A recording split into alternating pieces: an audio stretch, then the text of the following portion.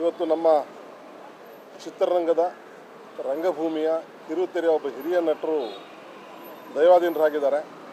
ಅವರ ಆತ್ಮಕ್ಕೆ ಶಾಂತಿ ದೊರಕಲಿ ಮತ್ತು ಆ ಒಂದು ದುಃಖವನ್ನು ಭರಿಸುವ ಶಕ್ತಿ ಅವರ ಕುಟುಂಬ ವರ್ಗದವ್ರು ಸಿಗಲಿ ಅಂತ ಹಾರೈಸ್ತಾ, ಅವರ ಅಂತ್ಯಕ್ರಿಯೆಯನ್ನು ಬೆಳಿಗ್ಗೆ ಅವ್ರ ಮಗ ಅವರು ಫೋನ್ ಮಾಡಿದರು. ಸೊ ವಿಷಯ ತಿಳಿಸಿದಾಗ ಈ ಥರ ಒಬ್ಬ ಕಲಾವಿದರನ್ನ, ರಂಗಭೂಮಿ ಕಲಾವಿದರಾಗಲಿ ಹಿರಿಯ ಕಲಾವಿದರಾಗಲಿ, ಅವರನ್ನು ರವೀಂದ್ರ ಕಲಾಕ್ಷೇತ್ರದಲ್ಲಿ ಅಂತಿಮ ದರ್ಶನಕ್ಕೆ ಇಡುವಂಥ ಪದ್ಧತಿ ಇದೆ.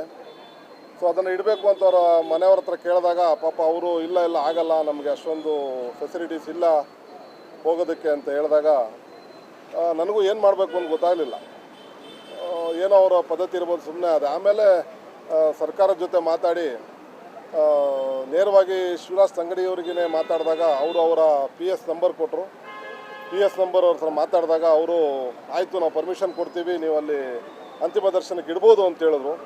ಬಟ್ ಆಮೇಲೆ ಬೇರೆ ಯಾರೋ ಅಲ್ಲಿಂದ ಮತ್ತೆ ಫೋನ್ ಮಾಡಿದ್ರು. ಫೋನ್ ಮಾಡಿ ಈ ಥರ ಅದಕ್ಕೆ ಆಗುವಂಥ ಶುಲ್ಕವನ್ನು ಕಟ್ಟಬೇಕಾಗತ್ತೆ ವ್ಯವಸ್ಥೆಗಳಿಗೆ ಅಂತ ಹೇಳಿದ್ರು. ಬಟ್ ನಾನು ಹೇಳಿ, ಇಲ್ಲ ಸರ್, ಅವ್ರು ಬಡ ಕಲಾವಿದರು, ಅಷ್ಟೊಂದು ಶುಲ್ಕ ಕಟ್ಟೋ ಸ್ಥಿತಿಲಿಲ್ಲ. ಇಲ್ಲ ಸರ್, ನೀವು ಆಫೀಸರ್ ಹತ್ರ ಮತ್ತೆ ಮಾತಾಡಿ ಅಂದರು. ಮತ್ತೆ ಡೈರೆಕ್ಟರ್ ಹತ್ರ ಮಾತಾಡಿ ಈ ಥರ ಇದೆ ಮೇಡಮ್, ಅವ್ರು ಭಾಳ ಆರ್ಥಿಕವಾಗಿ ತೊಂದರೆಯಲ್ಲಿದ್ದಾರೆ. ಅವರ ಒಂದು ಸಾವಾಗಿರೋದೇ ಆರ್ಥಿಕವಾದ ಮುಗ್ಗಟ್ಟಿನಿಂದ ಆಗಿದೆ. ಮತ್ತೆ ಅವ್ರು ದುಡ್ಡು ಕಟ್ಟಬೇಕಂದ್ರೆ ಆಗಲ್ಲ ಅಂತ ಮನವಿ ಮಾಡಿಕೊಂಡಾಗ ಅವರು ಬಹಳ ಇದರಿಂದ ಆಯಿತು, ನಾನು ಫ್ರೀಯಾಗೆ ಮಾಡಿಕೊಡ್ತೀನಿ ಅಂತ ಹೇಳಿದ್ದಾರೆ. ಅವ್ರಿಗೊಂದು ಮಾತನ್ನು ಹೇಳಿದೆ, ಅಲ್ಲ ಮೇಡಮ್, ದೊಡ್ಡ ನಟರು ಅವರ ದೈವಾಧೀನರಾದಾಗ ಅವ್ರಿಗೆಲ್ಲ ಫ್ರೀ ಮಾಡಿಕೊಡ್ತೀರಾ, ಒಬ್ಬ ಬಡ ಕಲಾವಿದ ಆದಾಗ ಯಾಕೆ ಮಾಡಲ್ಲ ಅಂತ ಕೇಳಿದಾಗ ಅವರು ಇಲ್ಲ ಆ ಥರ ಏನು ಅನ್ಕೋಬೇಡಿ ಸರ್, ನಾನು ನಿಜವಾಗ್ಲೂ ಮಾಡಿಕೊಡ್ತೀವಿ ಅಂತ ಅವರು ಎಲ್ಲ ವ್ಯವಸ್ಥೆಗಳನ್ನು ರವೀಂದ್ರ ಕಲಾಕ್ಷೇತ್ರದಲ್ಲಿ ಮಾಡಿದ್ದಾರೆ. ಈಗ ಅವರ ಮನೆಯವ್ರ ಹತ್ರ ಮಾತಾಡಿ ಅವ್ರ ಪರ್ಮಿಷನ್ ತೊಗೊಂಡು ಮಾಧ್ಯಮದ ಮುಖಾಂತರ ಹೇಳ್ತಾ ಇದ್ದೀನಿ, ರವೀಂದ್ರ ಕಲಾಕ್ಷೇತ್ರದಲ್ಲಿ ಮಧ್ಯಾಹ್ನ 2 ಗಂಟೆಯಿಂದ ಸಂಜೆ 4 ಗಂಟೆವರೆಗೂ ಸಾರ್ವಜನಿಕರ ಅಂತಿಮ ದರ್ಶನಕ್ಕೆ ಇಡುವ ವ್ಯವಸ್ಥೆ ಆಗಿದೆ. ದಯವಿಟ್ಟು ಇಲ್ಲಿ ಮನೆ ಹತ್ರ ಬರೋಕ್ಕೆ ತೊಂದರೆ ಆಗೋರು ಅಲ್ಲಿ ಬಂದು ಒಬ್ಬ ಹಿರಿಯ ನಟನಿಗೆ ಗೌರವ ಸಲ್ಲಿಸ್ಬೋದು ಅಂತ ತಾವು ಮಾಧ್ಯಮ ಮುಖಾಂತರ ಕೇಳ್ಕೊಳ್ತೀನಿ ಸರ್. ಇವತ್ತು ನಮ್ಮ ಚಿತ್ರರಂಗದ ರಂಗಭೂಮಿಯ ಕಿರುತೆರೆಯ ಒಬ್ಬ ಹಿರಿಯ ನಟರು ದೈವಾಧೀನರಾಗಿದ್ದಾರೆ. ಅವರ ಆತ್ಮಕ್ಕೆ ಶಾಂತಿ ದೊರಕಲಿ ಮತ್ತು ಆ ಒಂದು ದುಃಖವನ್ನು ಭರಿಸುವ ಶಕ್ತಿ ಅವರ ಕುಟುಂಬ ವರ್ಗದವ್ರು ಸಿಗಲಿ ಅಂತ ಹಾರೈಸ್ತಾ, ಅವರ ಅಂತ್ಯಕ್ರಿಯೆಯನ್ನು ಬೆಳಿಗ್ಗೆ ಅವ್ರ ಮಗ ಅವರು ಫೋನ್ ಮಾಡಿದರು. ಸೊ ವಿಷಯ ತಿಳಿಸಿದಾಗ ಈ ಥರ ಒಬ್ಬ ಕಲಾವಿದರನ್ನ, ರಂಗಭೂಮಿ ಕಲಾವಿದರಾಗಲಿ ಹಿರಿಯ ಕಲಾವಿದರಾಗಲಿ, ಅವರನ್ನು ರವೀಂದ್ರ ಕಲಾಕ್ಷೇತ್ರದಲ್ಲಿ ಅಂತಿಮ ದರ್ಶನಕ್ಕೆ ಇಡುವಂಥ ಪದ್ಧತಿ ಇದೆ. ಸೊ ಅದನ್ನು ಇಡಬೇಕು ಅಂತ ಅವರ ಮನೆಯವ್ರ ಹತ್ರ ಕೇಳಿದಾಗ ಪಾಪ ಅವರು ಇಲ್ಲ ಆಗಲ್ಲ, ನಮಗೆ ಅಷ್ಟೊಂದು ಫೆಸಿಲಿಟೀಸ್ ಇಲ್ಲ ಹೋಗೋದಕ್ಕೆ ಅಂತ ಹೇಳಿದಾಗ ನನಗೂ ಏನು ಮಾಡಬೇಕು ಅಂತ ಗೊತ್ತಾಗಲಿಲ್ಲ. ಏನೋ ಅವರ ಪದ್ಧತಿ ಇರ್ಬೋದು, ಸುಮ್ಮನೆ ಅದು. ಆಮೇಲೆ ಸರ್ಕಾರದ ಜೊತೆ ಮಾತಾಡಿ ನೇರವಾಗಿ ಶಿವರಾಜ್ ತಂಗಡಿಯವರಿಗೇ ಮಾತಾಡಿದಾಗ ಅವರು ಅವರ PS ನಂಬರ್ ಕೊಟ್ಟರು.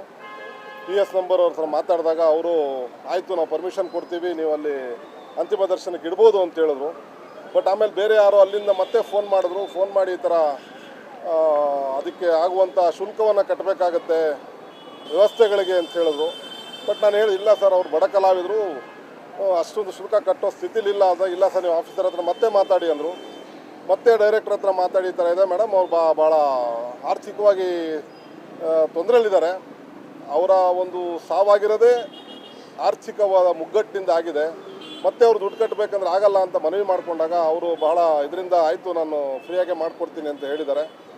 ಅವ್ರಿಗೊಂದು ಮಾತನ್ನು ಹೇಳಿದೆ, ಅಲ್ಲ ಮೇಡಮ್, ದೊಡ್ಡ ನಟರು ಅವರ ದೈವಾಧೀನರಾದಾಗ ಅವ್ರಿಗೆಲ್ಲ ಫ್ರೀ ಮಾಡಿಕೊಡ್ತೀರಾ, ಒಬ್ಬ ಬಡ ಕಲಾವಿದ ಆದಾಗ ಯಾಕೆ ಮಾಡಲ್ಲ ಅಂತ ಕೇಳಿದಾಗ ಅವರು ಇಲ್ಲ ಆ ಥರ ಏನು ಅನ್ಕೋಬೇಡಿ ಸರ್, ನಾನು ನಿಜವಾಗ್ಲೂ ಮಾಡಿಕೊಡ್ತೀವಿ ಅಂತ ಅವರು ಎಲ್ಲ ವ್ಯವಸ್ಥೆಗಳನ್ನು ರವೀಂದ್ರ ಕಲಾಕ್ಷೇತ್ರದಲ್ಲಿ ಮಾಡಿದ್ದಾರೆ.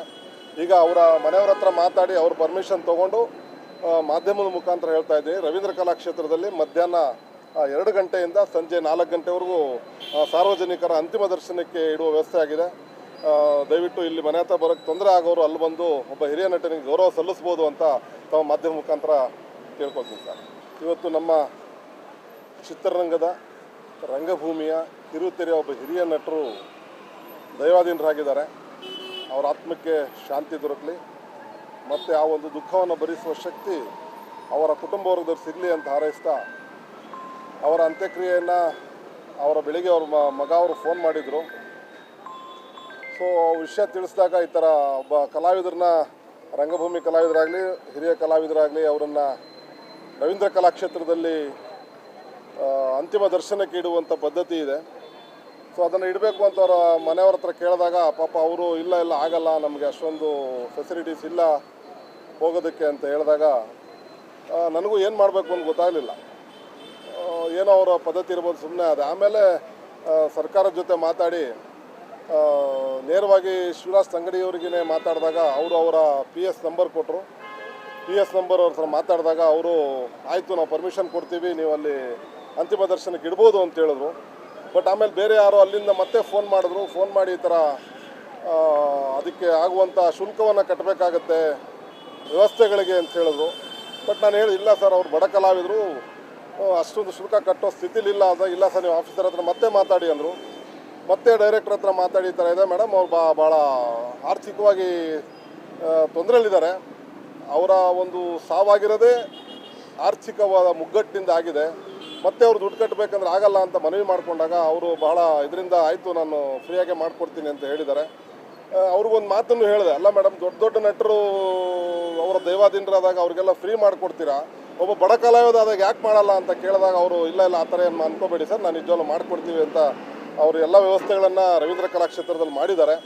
ಈಗ ಅವರ ಮನೆಯವ್ರ ಹತ್ರ ಮಾತಾಡಿ ಅವ್ರ ಪರ್ಮಿಷನ್ ತೊಗೊಂಡು ಮಾಧ್ಯಮದ ಮುಖಾಂತರ ಹೇಳ್ತಾ ಇದ್ದೀನಿ, ರವೀಂದ್ರ ಕಲಾಕ್ಷೇತ್ರದಲ್ಲಿ ಮಧ್ಯಾಹ್ನ 2 ಗಂಟೆಯಿಂದ ಸಂಜೆ 4 ಗಂಟೆವರೆಗೂ ಸಾರ್ವಜನಿಕರ ಅಂತಿಮ ದರ್ಶನಕ್ಕೆ ಇಡುವ ವ್ಯವಸ್ಥೆ ಆಗಿದೆ.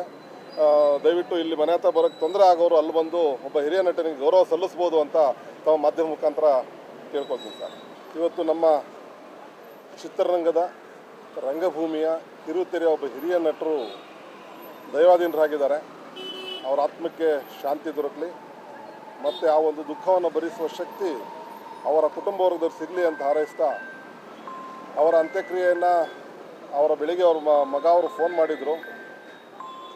ಸೊ ವಿಷಯ ತಿಳಿಸಿದಾಗ ಈ ಥರ ಒಬ್ಬ ಕಲಾವಿದರನ್ನ, ರಂಗಭೂಮಿ ಕಲಾವಿದರಾಗಲಿ ಹಿರಿಯ ಕಲಾವಿದರಾಗಲಿ, ಅವರನ್ನು ರವೀಂದ್ರ ಕಲಾಕ್ಷೇತ್ರದಲ್ಲಿ ಅಂತಿಮ ದರ್ಶನಕ್ಕೆ ಇಡುವಂಥ ಪದ್ಧತಿ ಇದೆ. ಸೊ ಅದನ್ನು ಇಡಬೇಕು ಅಂತ ಅವರ ಮನೆಯವ್ರ ಹತ್ರ ಕೇಳಿದಾಗ ಪಾಪ ಅವರು ಇಲ್ಲ ಆಗಲ್ಲ, ನಮಗೆ ಅಷ್ಟೊಂದು ಫೆಸಿಲಿಟೀಸ್ ಇಲ್ಲ ಹೋಗೋದಕ್ಕೆ ಅಂತ ಹೇಳಿದಾಗ ನನಗೂ ಏನು ಮಾಡಬೇಕು ಅಂತ ಗೊತ್ತಾಗಲಿಲ್ಲ. ಏನೋ ಅವರ ಪದ್ಧತಿ ಇರ್ಬೋದು, ಸುಮ್ಮನೆ ಅದೇ. ಆಮೇಲೆ ಸರ್ಕಾರದ ಜೊತೆ ಮಾತಾಡಿ ನೇರವಾಗಿ ಶಿವರಾಜ್ ತಂಗಡಿಯವರಿಗೇ ಮಾತಾಡಿದಾಗ ಅವರು ಅವರ PS ನಂಬರ್ ಕೊಟ್ಟರು. PS ನಂಬರ್ ಅವ್ರ ಹತ್ರ ಮಾತಾಡಿದಾಗ ಅವರು ಆಯಿತು, ನಾವು ಪರ್ಮಿಷನ್ ಕೊಡ್ತೀವಿ, ನೀವು ಅಲ್ಲಿ ಅಂತಿಮ ದರ್ಶನಕ್ಕೆ ಇಡ್ಬೋದು ಅಂತ ಹೇಳಿದ್ರು. ಬಟ್ ಆಮೇಲೆ ಬೇರೆ ಯಾರೋ ಅಲ್ಲಿಂದ ಮತ್ತೆ ಫೋನ್ ಮಾಡಿದ್ರು. ಫೋನ್ ಮಾಡಿ ಈ ಥರ ಅದಕ್ಕೆ ಆಗುವಂಥ ಶುಲ್ಕವನ್ನು ಕಟ್ಟಬೇಕಾಗತ್ತೆ ವ್ಯವಸ್ಥೆಗಳಿಗೆ ಅಂತ ಹೇಳಿದ್ರು. ಬಟ್ ನಾನು ಇಲ್ಲ ಸರ್, ಅವ್ರು ಬಡ ಕಲಾವಿದರು, ಅಷ್ಟೊಂದು ಶುಲ್ಕ ಕಟ್ಟೋ ಸ್ಥಿತಿಲಿಲ್ಲ. ಇಲ್ಲ ಸರ್, ನೀವು ಆಫೀಸರ್ ಹತ್ರ ಮತ್ತೆ ಮಾತಾಡಿ ಅಂದರು. ಮತ್ತೆ ಡೈರೆಕ್ಟರ್ ಹತ್ರ ಮಾತಾಡಿ ಈ ಥರ ಇದೆ ಮೇಡಮ್, ಅವ್ರು ಭಾಳ ಆರ್ಥಿಕವಾಗಿ ತೊಂದರೆಯಲ್ಲಿದ್ದಾರೆ. ಅವರ ಒಂದು ಸಾವಾಗಿರೋದೇ ಆರ್ಥಿಕವಾದ ಮುಗ್ಗಟ್ಟಿನಿಂದ ಆಗಿದೆ. ಮತ್ತೆ ಅವ್ರು ದುಡ್ಡು ಕಟ್ಟಬೇಕಂದ್ರೆ ಆಗಲ್ಲ ಅಂತ ಮನವಿ ಮಾಡಿಕೊಂಡಾಗ ಅವರು ಭಾಳ ಇದರಿಂದ ಆಯಿತು, ನಾನು ಫ್ರೀಯಾಗೆ ಮಾಡಿಕೊಡ್ತೀನಿ ಅಂತ ಹೇಳಿದ್ದಾರೆ. ಅವ್ರಿಗೊಂದು ಮಾತನ್ನು ಹೇಳಿದೆ, ಅಲ್ಲ ಮೇಡಮ್, ದೊಡ್ಡ ನಟರು ಅವರ ದೈವಾಧೀನರಾದಾಗ ಅವ್ರಿಗೆಲ್ಲ ಫ್ರೀ ಮಾಡಿಕೊಡ್ತೀರಾ, ಒಬ್ಬ ಬಡ ಕಲಾವಿದ ಆದಾಗ ಯಾಕೆ ಮಾಡಲ್ಲ ಅಂತ ಕೇಳಿದಾಗ ಅವರು ಇಲ್ಲ ಆ ಥರ ಏನು ಅನ್ಕೋಬೇಡಿ ಸರ್, ನಾನು ನಿಜವಾಗ್ಲೂ ಮಾಡಿಕೊಡ್ತೀವಿ ಅಂತ ಅವರು ಎಲ್ಲ ವ್ಯವಸ್ಥೆಗಳನ್ನು ರವೀಂದ್ರ ಕಲಾಕ್ಷೇತ್ರದಲ್ಲಿ ಮಾಡಿದ್ದಾರೆ. ಈಗ ಅವರ ಮನೆಯವ್ರ ಹತ್ರ ಮಾತಾಡಿ ಅವ್ರ ಪರ್ಮಿಷನ್ ತೊಗೊಂಡು ಮಾಧ್ಯಮದ ಮುಖಾಂತರ ಹೇಳ್ತಾ ಇದ್ದೀನಿ, ರವೀಂದ್ರ ಕಲಾಕ್ಷೇತ್ರದಲ್ಲಿ ಮಧ್ಯಾಹ್ನ 2 ಗಂಟೆಯಿಂದ ಸಂಜೆ 4 ಗಂಟೆವರೆಗೂ ಸಾರ್ವಜನಿಕರ ಅಂತಿಮ ದರ್ಶನಕ್ಕೆ ಇಡುವ ವ್ಯವಸ್ಥೆ ಆಗಿದೆ. ದಯವಿಟ್ಟು ಇಲ್ಲಿ ಮನೆ ಹತ್ರ ಬರೋಕ್ಕೆ ತೊಂದರೆ ಆಗೋರು ಅಲ್ಲಿ ಬಂದು ಒಬ್ಬ ಹಿರಿಯ ನಟನಿಗೆ ಗೌರವ ಸಲ್ಲಿಸ್ಬೋದು ಅಂತ ತಾವು ಮಾಧ್ಯಮ ಮುಖಾಂತರ ಕೇಳ್ಕೊಳ್ತೀನಿ ಸರ್.